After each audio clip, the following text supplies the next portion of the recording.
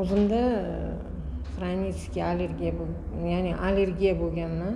Yoshligimdan shu dalada yoki hovlida o't o'lanlarni yurganda tanam ishib ketar edi, qizarib, qotib qolar edi. Uni endi oldingilar eshak yemi degan. O'sha qotganda u keyin birpasdan keyin qizarib, ishib, qichishishni boshlaydi. Endi o'sha paytda doktorlar issiqroq narsa qilib nima qilishgan. Keyin bularimizni ko'rpani o'rtaga tashlab o'rab nima qilishgan. O'shandan keyin qaytib ketardi. Keyin erimini qilib haligi eshakka yem berish kerak ham deyishganda, keyin nima qilgan? Yo'q, baribir bu narsa menda nima qilib keyin yo'qolib ketdi. Keyin o'sha studentlik paytda paxtalarga borganda ham, paxta terganda nima berardi?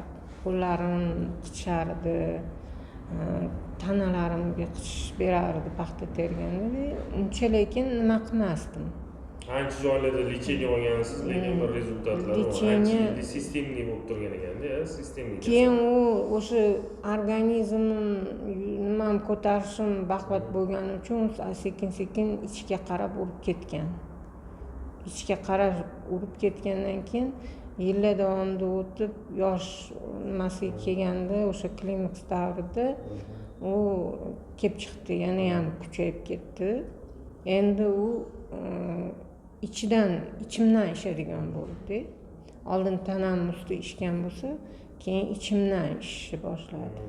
O'sha ichki ishish meni umuman qimillatmay qo'ygan.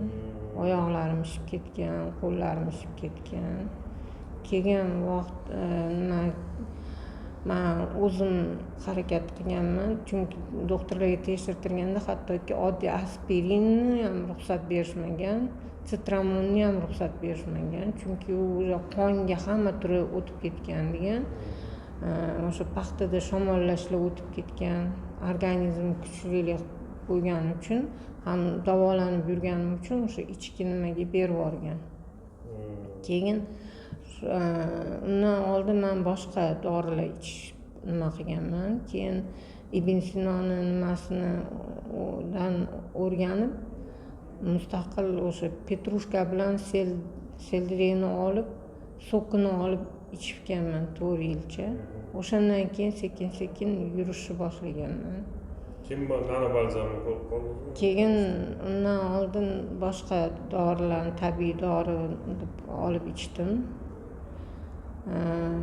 Ulardan lekin rezultat bo'ldi-yu, u darajali olmadim.